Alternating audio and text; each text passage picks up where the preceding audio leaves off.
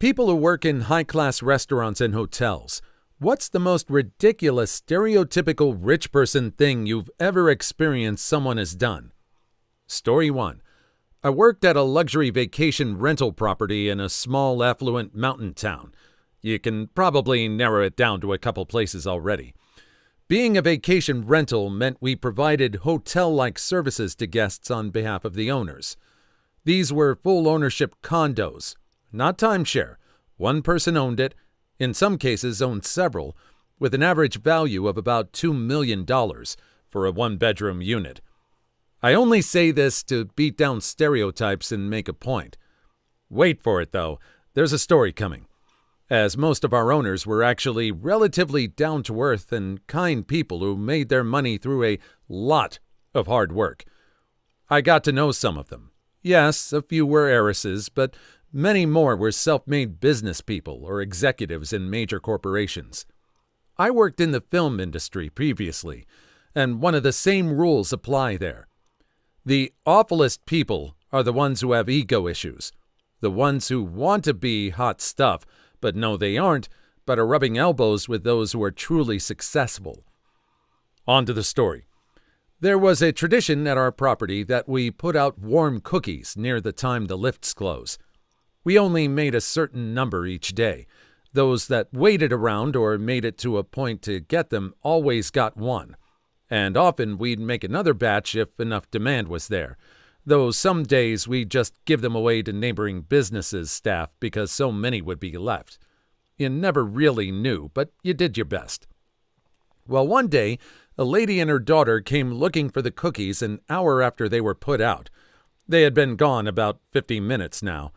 She asked about the cookies, and I explained that they are put out at a certain time, and was literally opening my mouth to offer to make one specially for her daughter, but before I could exhale a word, she launched into a tirade. "So my daughter doesn't get one? Are you for real? You're a joke. You're worthless. Your job is worthless, and you shouldn't be working here. You're an absolute piece of trash." All this in front of her young daughter, no less. In spite of this, I smiled and offered to make one for her daughter, as I originally intended to offer. She repeated how worthless I was and how I should never bother showing up to work again, and stormed off. I didn't say a word to her the rest of her stay. There's something about food that just enrages people. Anyone who's worked in the restaurant business knows this. All for a cookie. For a cookie, maybe for her daughter, but just a cookie.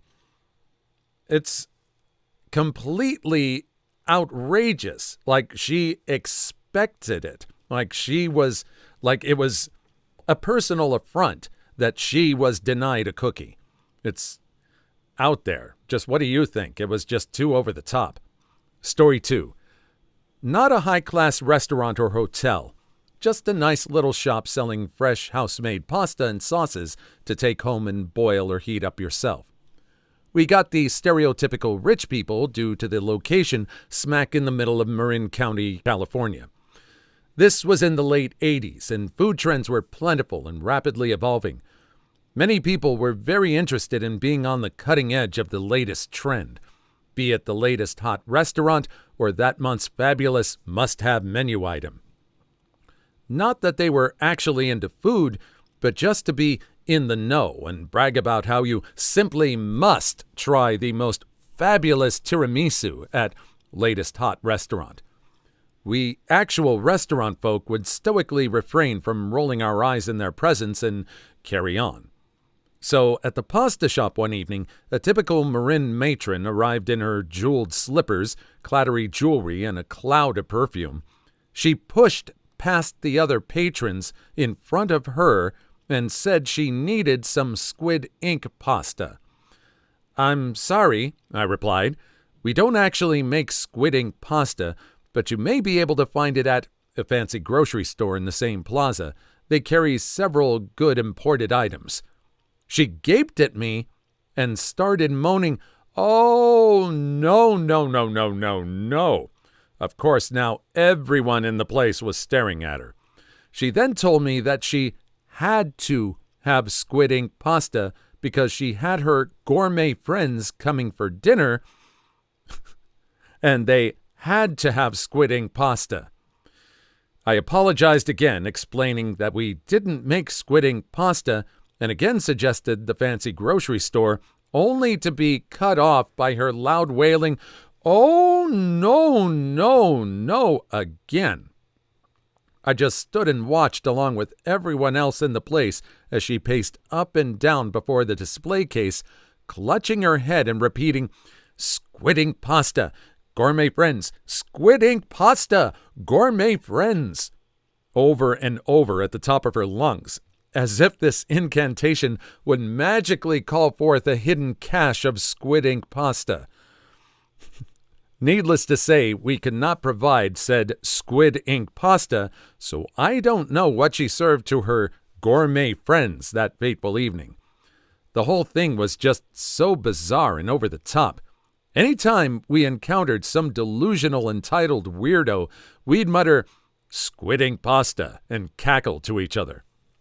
First of all, she's in the wrong for pushing her way past people up to the front. She already has this entitled aura about her, and it's not an aura that actually people step aside for. She actually has to push her way past, so what good is that kind of an aura anyway? Do you have some kind of phrase for someone that's actually entitled, that's obscure like this? Not Karen, but something that's actually obscure like squid ink pasta? Story 3. I'm none of the above, but a soldier. We held an annual ball at the local marina hotel, restaurant, and bar, and had it reserved for the evening. Barkeep/host grabs our commander a few hours into the evening and says, "There's a guy. He's been a daily regular for the past 15 years, who wants to grab his usual nightcap. Do you mind?" The commander agrees, and the gentleman comes in, sits at his spot, and proceeds to enjoy the show while occasionally covering costs for those of us grabbing drinks, in exchange for a little small talk about what we do. After about 3 hours, he grabs his coat and heads out. He then returns about an hour later and proceeds to shut down the joint with us still covering drinks here and there. The next day, when I came in as part of the cleanup crew, grabbing drunkenly abandoned uniforms and materials, the host gave me the breakdown after I asked how long their charges normally take to process, as I hadn't seen my bar tab hit my account yet. Turns out the regular owned a chunk of the marina and covered a combined $12,000 bar tab as thanks to the servicemen and women. I had a tab of over $450 waiting on my card, completely covered that night. It was glorious. I hope somewhere up there in the North County, this old rich dude is still getting his daily nightcap and making people's lives. He was engaging to talk to, pleasurable company, and didn't leave things hanging when one was ready to move on. If I run into him again, I'll tell him the tab he covered was almost $1 for upvote to the karma I received from this story. Wow, that's impressively generous. This is what you kind of like. This is like the complete opposite of what you are probably going to hear from other of these stories. Someone who's low-key, doesn't have to crow about anything, and just covers for people. It's like when I drove rideshare. The people who said they were going to tip didn't. The people who tipped never said anything. Story 4. Had a business dude rent one of our apartments for 3 weeks at this fancy hotel I worked at. Second day, we got a maintenance call. He wants us to move the TV, not replace it, just remove it entirely. As housekeeper, I head up with maintenance to clean up any mess from the move and get to see it all. The guest is removing our TV because he's gone and bought his own. Bigger, flashier, brand new. There was also a brand new, I cleaned up the packaging, PS4 he was hooking up to his new TV. We had no idea if this was against policy, so we left it. Guy's paying for the room. He's not broken anything. I don't give a care. At the end of his stay, he leaves it all behind. Maintenance dude took the TV. Easier to smuggle out the service entrance for traveling. I took the PS4 and sold it for more traveling funds. Thanks, ridiculously rich business dude. You paid for 2 weeks because there's some serious butthurt going on about how it's impossible to travel for 2 weeks on the price of a PS4. 1. Chill out. I did it. It really happened. I had a great time. I got $240 for the PS4 plus controller plus baggie of weed I'd found in a separate hotel room. Add illicit substance dealing to grand larceny, guys. We racking 'em up. I lived in a Toyota Corolla, ate instant noodles made on my little gas stove, and traveled from Abel Tasman National Park around to Oparara Basin. Lots of beaches, a lot of hiking, and a lot of chill days with a book in view. It's totally doable when you're a scruffy one who doesn't care about showering daily or eating regularly. I had an absolute ball, and I thank the rich PS4 dude for that. I am in no way intending to misinform wannabe travelers. My advice if you're road tripping? Make a budget. Be sensible. Then double the amount of money you think you'll need and go with that. You won't need it, but you'll be prepared in case of an emergency or some super cool stuff you see off the beaten track you just gotta do. Story 5. Back when I was waitering, there was a woman and her friends at one of my tables. The woman asked for a can of Coke, Coca-Cola, just so we're clear. When I brought their drinks and gave the woman her Coke, she looked at me and in that typical rich shrew voice said, "Excuse me, honey, I asked for Fanta, not Coke." So I apologized, wrote it on my notepad, and went back to get her a can of Fanta. Brought it to her, and again, she turned to me and said, "I didn't ask for Fanta, I asked for cream soda." By this time, I was getting a bit annoyed, but went back and got her a cream soda anyway. And surely, when I returned to her table, she did the same thing again. "I asked for Sprite. Should I call the manager?" So for the last time, I smiled, and I went back to the kitchen and packed 1 can of each: Coke, cream soda, Fanta, Sprite, Pepsi, and Sparberry soda into a small plastic box and took it all to her and said, "Here you go, miss. Take your pick." She looked offended and almost made a scene. She started lecturing me about how I'm incapable of getting the simplest order right and that she wants to talk to the restaurant's manager. I told her that I can call him and that I'll show her all the soda types I wrote on my notepad that she asked for, and we can get his opinion on the matter. She turned and took her dang Sprite out of the plastic box and said, "Just leave it." Her friends were silent throughout the whole ordeal, and none of them gave me any issues further on. I didn't receive a tip, as expected, but I shrugged it off. Most customers were decent. Story 6. I'm loosely acquainted with someone who is obscenely rich. He dated my best friend for a while back when we were in college. As you can imagine, he bought her fancy things all the time, took her on expensive family vacations with his folks, etc., etc. He was a stereotypical rich kid, but he was also kind and still very down to earth. They dated for about a year, and in the spring, we went on spring break in his family's condo at a famous spring break beach location, and there was just me, my best friend, him, and a couple of his friends. The group decided we wanted good old-fashioned Waffle House breakfast after a night of revelry. After eating, I noticed he was lingering behind the group. He said he'd had to take a leak, but he stopped back by the table on his way out to the car. Curious, I ran back to the restrooms just so I could pass by the table to see what he'd done. He left the waitress a small pile of Benjamins as a tip. Had to be $400 or $500. I couldn't quite tell because they were folded and rumpled from being in his wallet. My mouth fell open when I saw it, and I forgot I was even heading to the restroom. I looked out by the car, and he was watching me through the glass windows, held up his finger to his lips, mouthing, "Shh," and beckoned me back out to the car. I didn't tell, but my eyes were glued to the table as we pulled away in his car. The waitress collapsed into the seat of the table when she saw it. Pretty sure she was crying. Letting that guy get away was the dumbest thing my best friend ever did in her life. You should have scooped him up. Again, it's nice to see someone who is being low-key and generous like a lot of the others on this list. Really nice. And it never said that this was another girl. But I guess, what do you think? Do you think that last sentence should have applied? Maybe one way or another tried to scoop him up? Story 7. Long-time lurker here.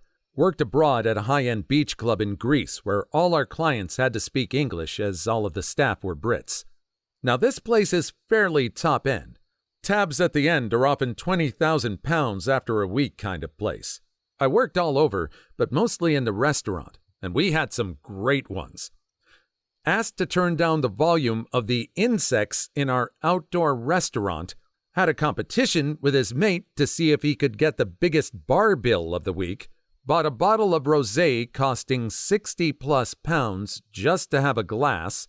Their villa was 5 to 10 minute walk from the club, so paid extra for a private driver for the week, paid for an in-villa host for 3 meals a day for 2 weeks, just for what they wanted to eat in.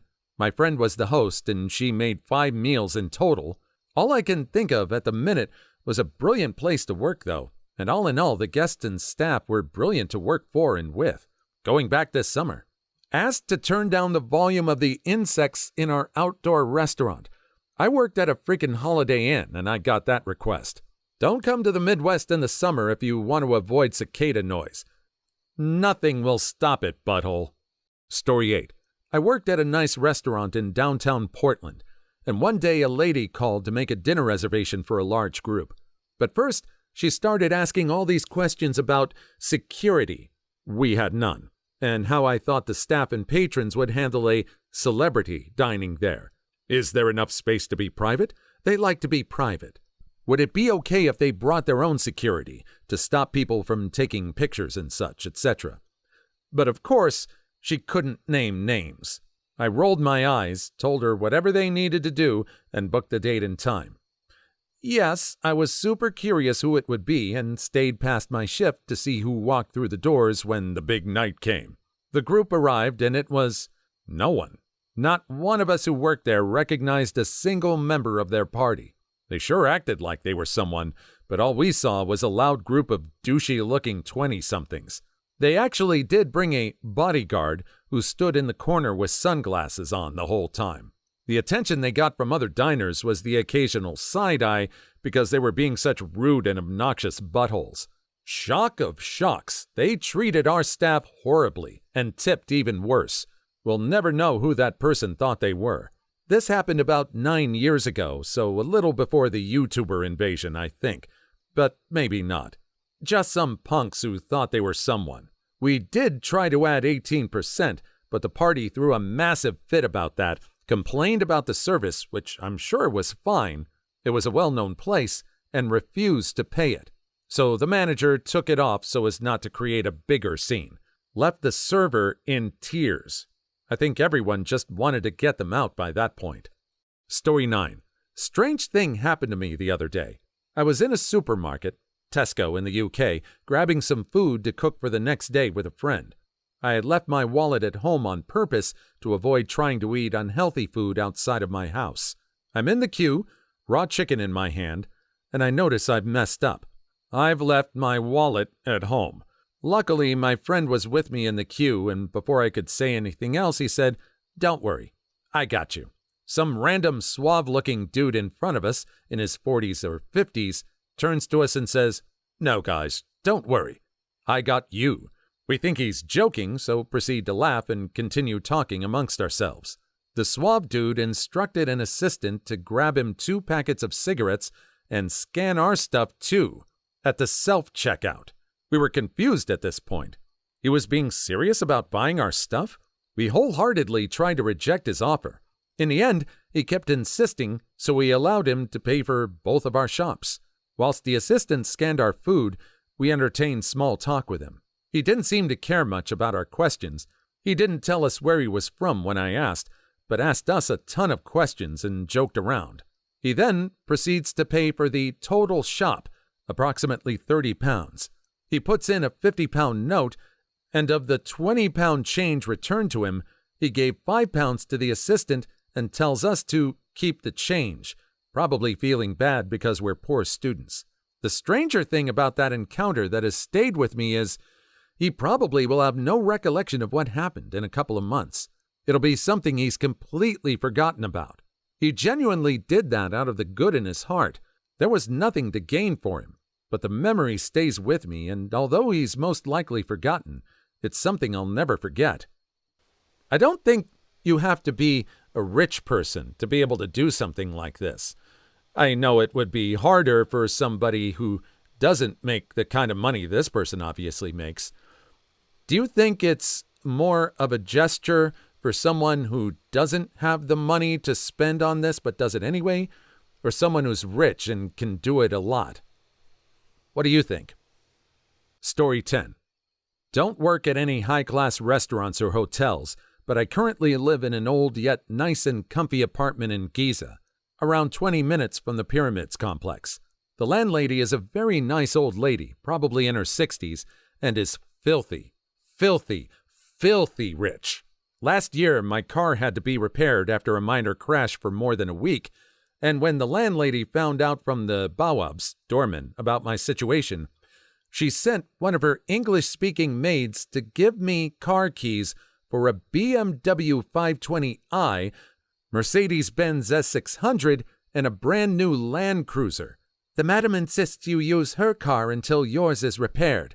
I was shocked, of course, and asked her if she still could go around with her lending this much car to me. No worry. Madam has 12 cars in Al-Kahira. Okay, I guess. I ended up only using the Land Cruiser because it's the cheapest one, I think. Another story is when she knew I would graduate from college soon. She asked me to come visit her place. I did as she asked, and she just gave me a set of keys and some money. Here, I have a nice villa in Ain Sokhna. Go visit it with friends and family. Food and drinks are on me. I have maids and cooks there. Car you can use is mine. The money is for fuel.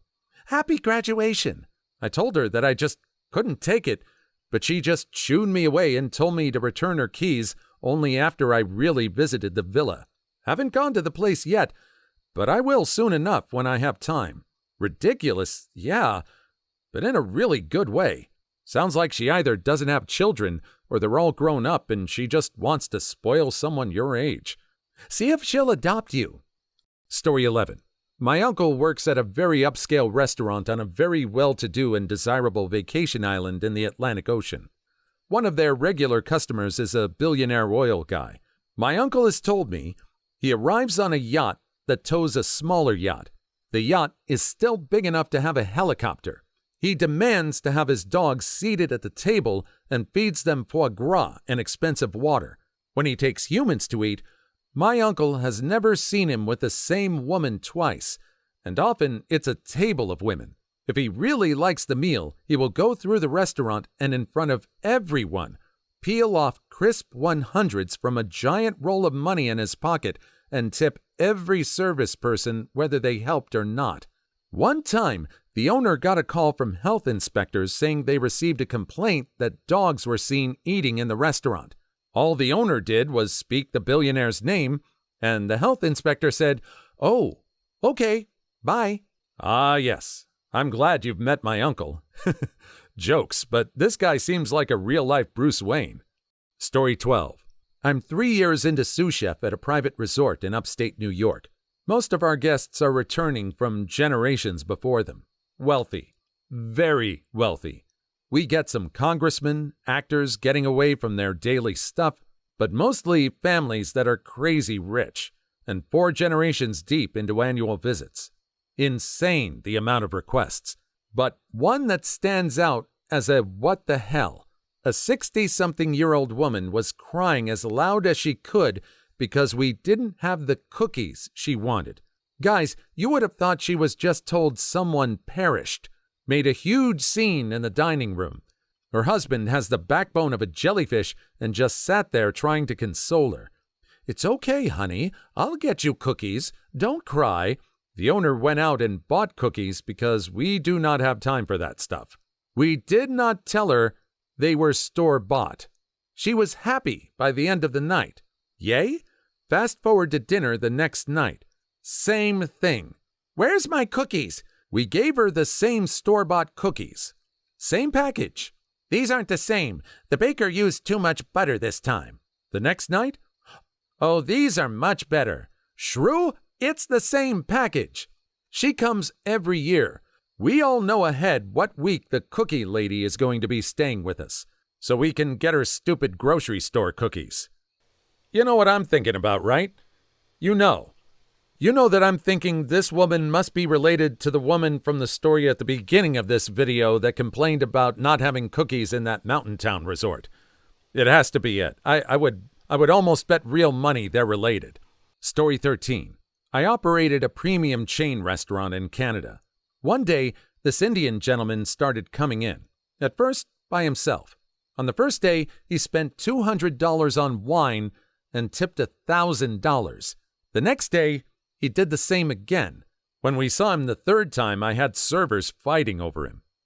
Anyway, one evening he got drunk on wine and Brad the busboy made the mistake of complimenting his watch. Mr. S takes off his tag and gives it to Brad.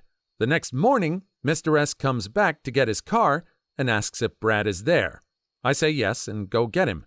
Brad knows what's up and is removing the watch as he walks over to Mr. S. Mr. S says, "Brad, I'm really sorry I got drunk last night and gave you my watch." Brad is chuckling as he's removing the watch and says it's no problem and he was just holding the watch until Mr. S returned. The next thing Mr. S said, I could not believe. "Brad, you don't understand. I'm sorry because it was very rude of me to give you a used gift."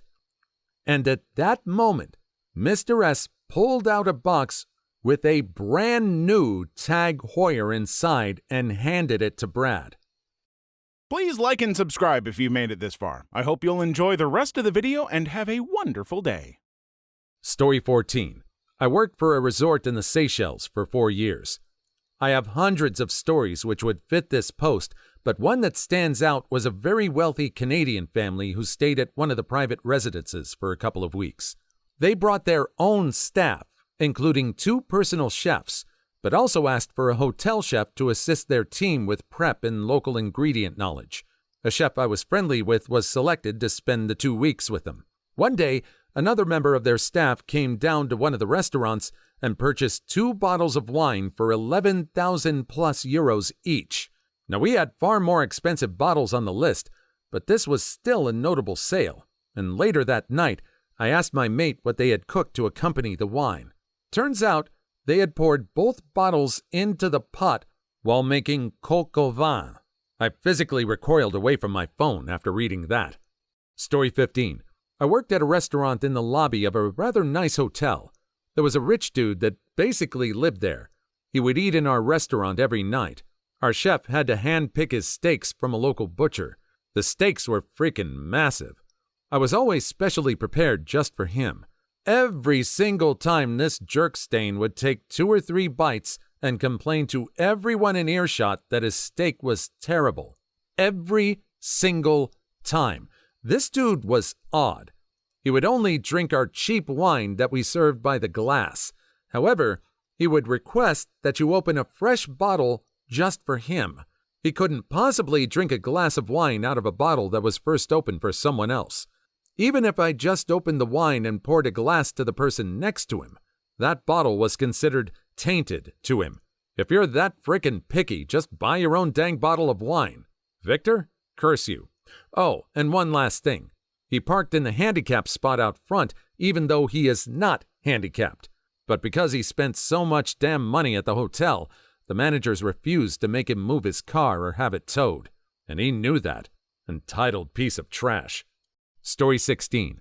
I interviewed at a large hotel attached to a casino, and while I was being shown around the front desk, a woman walked up, said nothing, and got room keys after being greeted by the front desk agent. She immediately turned and walked away. Then the manager who was interviewing turned to me and said, "That's Mrs. Rich Lady Pants. You never ask her for her name, her ID, or deity forbid a credit card. She stays here once or twice a week because her husband spends so much in the casino. If you upset her, she will yell at you and then hand the person working next to you a $100 bill just to spite you." I ended up turning down a job there. Thankfully so, because apparently she wasn't the only guest of her type there. I would have taken the job, then teamed up with my coworkers to get money off of her, but upsetting her, then we'd split the money. Story 17. First and foremost, Throw a 6-year-old's birthday party at a tapas restaurant called Wine Company. Try to feed them tartare. Scoff when your child asks for balloons or French fries. Try to feed them jalapeno creme brulee for dessert. Try to quiz them on picking out scents in wine. Sigh when they don't care. Keep ordering more wine when they fall asleep on the booth. Complaining to in-laws about how exhausting motherhood is. Have to Uber home with a 6-year-old. Everyone else? Order a walnut salad and then yell at your server for it having walnuts because you're allergic. Yell at the server because the top of the creme brulee is burnt. Inquire about the immigration status of the chef. Tip your server $40 immediately after telling her she doesn't look too bright. Tell her she'll get over it. Shove your server when he comes to warn you that your reservation on the table is officially past the previous agreed-upon time. Scream that he isn't allowed to touch you back when he tries to disconnect your arm from his shoulder. The top of my creme brulee and the chef are too brown. Send them both back. Story 18. Not a restaurant hotel worker. However, we're living in the Bahamas for a few months, and to occupy our time, my mother volunteered at the school. This got the attention of a rich person. She invited us to Windermere Island. This is the kind of gated area where royalty have estates and you do not get to visit. The experience was surreal. We realized we weren't invited to chat.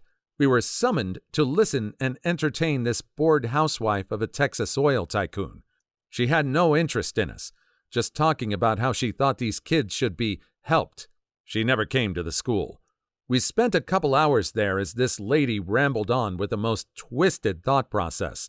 Not crazy, just twisted by circumstance, like a bird in a gilded cage. Then we were dismissed. This is by far the weirdest one yet. Story 19. I've got a pretty good one. I work at a luxury property in California, and we had the co-founder of a large payment processing company stay with us a while back. He only liked to sleep on his own bed, so when he woke up that morning, he paid a team to load his bed into a truck and have it delivered to our property. We then removed the bed in his luxury suite and set up the bed that his team had brought us. He only stayed with us one night, and the process was done to send the bed back home the following day. It kind of blew my mind that he went through all that trouble just so he could always sleep on his own bed. To each their own, I guess. Being rich sounds exhausting. Hiring people to do things and instructing them what to do all the time seems like a real hassle. Story 20. This is more in the vein of a rich douchebag stereotype, but my dad used to work as a valet for Lowry's in downtown Chicago. Some pretty well-known football player came in about 15 minutes before closing with a group of friends. He made them reopen the kitchen so they could all have steaks. Then they stayed for almost 2 hours after being really loud and obnoxious and rude to most of the staff. He also tipped everyone horribly, especially considering everyone had to stay later because of him. In contrast to this guy, there was another NFL player that came in that was not as famous. He was extremely kind to everyone and tipped amazingly. He didn't drive there, so there was no car for my dad to get, but he asked my dad if he could hail him a cab, and when he did, he gave him $100 just for that. Story 21. I play poker for a living, and every now and then some rich guy will sit down and start going all in every hand for $300 to $500 without looking at his cards.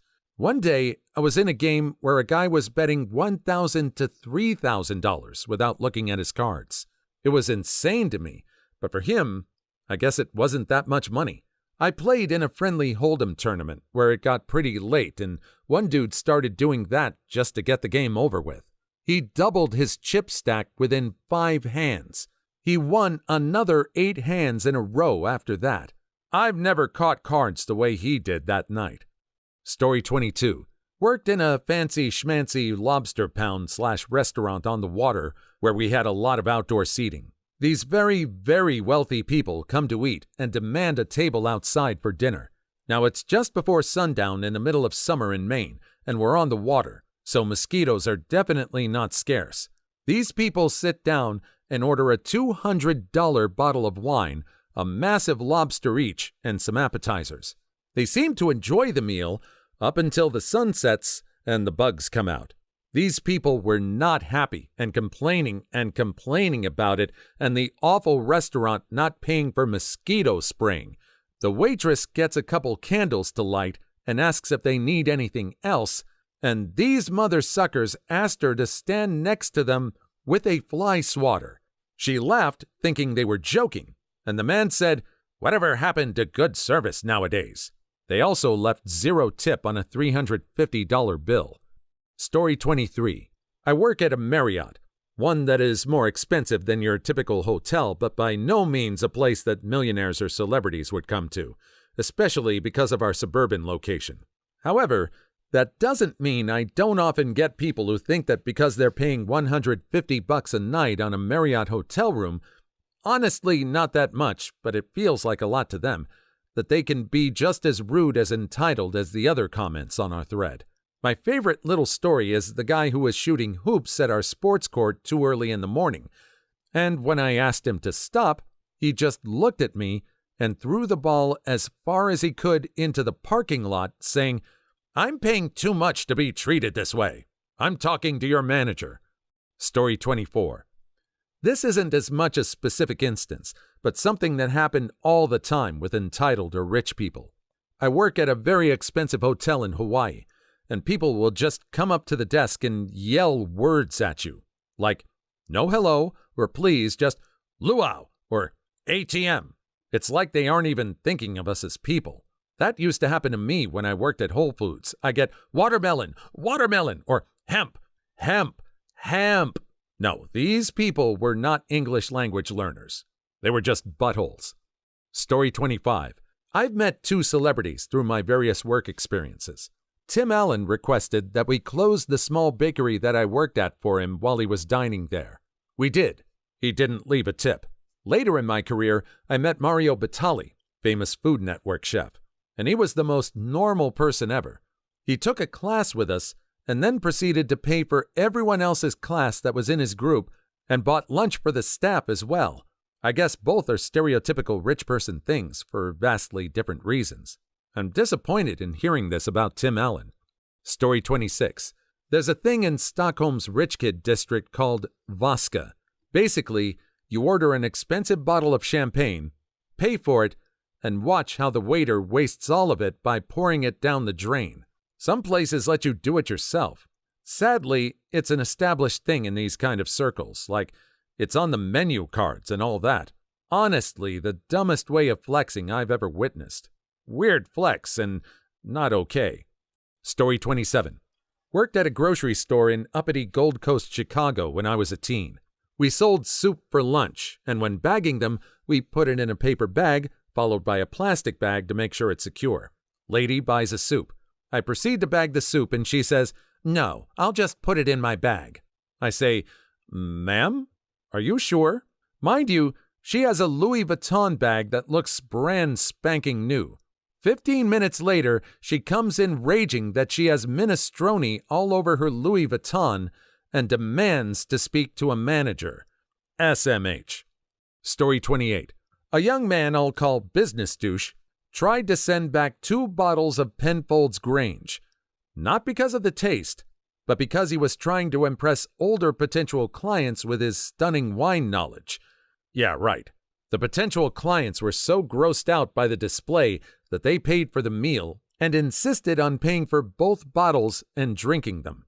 Business Douche tries to reach for a bottle to pour himself a glass, and the client told him that since it wasn't up to his standards, he couldn't possibly let him have any. Effective business shaming 101. It was like watching Jack Donaghy at work. Story 29. During our honeymoon, my husband and I came back to our very nice hotel from a full day of hiking, looking like homeless people. We were waiting for the elevator with another couple who were both giving us the side eye. Once on the elevator, the couple pressed the button for the top floor, which was the same as ours. After about 30 seconds of silence and side eyes, the woman turns to me and says, "You need to press the button for your floor," in a condescending tone. I told her our floor was already selected, and she had the audacity to say, "You have a suite on the top floor?" Story 30. So I played a lot of these venues with rich clientele, but the one that takes the cake is the rich douche waffle that comes and demands we play insert pop song on the #1 billboard because his little princess likes it. Now, while we have taken requests before, what's difficult here is that my fellow colleagues and I, professional string musicians, are getting paid by the venue to play classical music that we have pre-agreed on and prepared. My colleagues and I do not know the melody or harmony, nor even the bloody key of generic pop song number 7. Not even that, but we're not getting paid by you or your little princess, so we aren't going to play it. Not that this makes us exactly loved by some of the venue's patrons. Story 31. I used to work in a luxury hotel. A colleague of mine got a call from an in-house guest asking for a car to take him somewhere. Naturally, he offered him what options we had, and the guest got annoyed and closed the line. A few minutes later, the guest came down to the front desk and asked for my colleague. He then proceeded to show him a cardboard bag literally overflowing with cash and started saying, "You dare ask me which car just because of different prices? Can't you see how much money I have? Why do I care? Just get me a frickin' car ready. People." My apologies. Get him an Uber Prius. Story 32. There was this classic trick I used to do when seating people. Based on the logistics, if I needed someone to sit at a table I knew was the least desirable one, close to the toilet, entrance, etc., I would always make it look like it's reserved for VIP clients, or in case the boss decides to come in and eat. Pretentious rich people want the opportunity to be seated somewhere special so badly that they never ask questions and go for it right away. It made my job 1,000,000,000 times easier back then. Story 33. I worked in a hotel in Edinburgh, and we had Snoop Dogg come to stay. He prepaid the smoking fine, which came as no surprise. After he left the room, service team found a large amount of weed and hundreds of pounds worth of food and drink which hadn't been touched. Safe to say we had a wee party after our shift. He also only wears a pair of socks once, so there were plenty of those lying around too. Another time, someone did a dump in the corridor. This happens fairly regularly, as some guests feel that because they're paying 300+ pounds a night, they get to do whatever they like. Story 34. Positive stereotype incoming. I worked at a nice steakhouse in Houston. Once a year, one of the biggest telenovela stars from Mexico would come into town and stop at the Galleria, and she always ate at our restaurant. After dinner, she would walk through the kitchen, spending about a half hour laughing, taking pictures, and talking with the kitchen staff. In Houston, about 90% of back of house are Hispanic. She was very aware of her status, very well dressed, and very kind to the hardest working and worst paid staff at that restaurant. Maybe it doesn't fit here, I don't know, but it was cool to see year after year. Story 35. So, not a restaurant or a hotel, but a travel agent. Client is a wiener. Client can't drive and crashes the car. Client walks out of the police station after filling out all the paperwork following the crash and decides to commandeer the first helicopter he sees to get him where he wants to go. Because rich people have logic. Footnote: there was a pilot to go with the helicopter, to eliminate any confusion on that count. Client definitely would not be able to manage a helicopter on his own. Heck, he couldn't even manage his own travel plans. Story 36.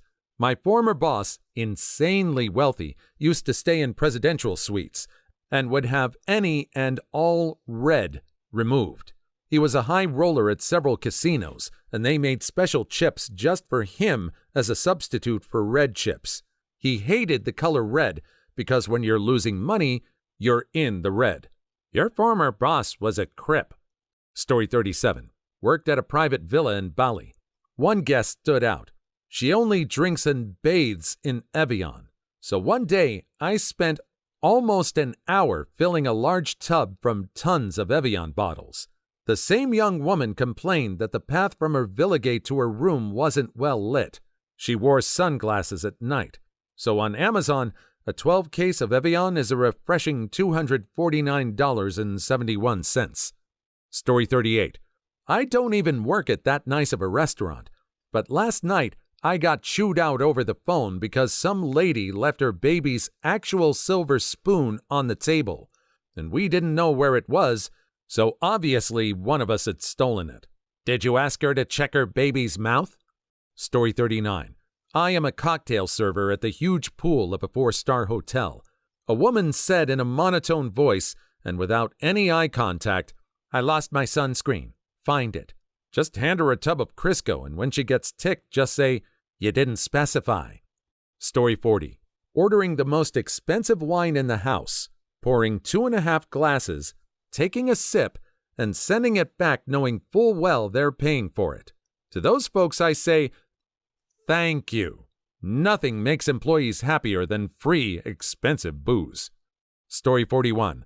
They made me take their waters back, dump out the glass, put ice in the glass, add water, dump out the water but keep the ice, then fill the glass up with water again. I just went to the kitchen and walked out with the same glasses. Story 42. As a valet, probably tossing us the keys to the car, expecting us to know who they were. It was quite the experience to try and write a ticket out for them. They took offense to it. Story 43. Not working there, but saw someone claiming he can fire the waitress 'cause he has the power. Story 44. Flew a classical piano player to perform at their 2-year-old's birthday party. Story 45. Ordering $150 caviar to go for their cat. Please leave your story in the comments. I would love to make a video on them in the future. Also, don't forget to like and subscribe.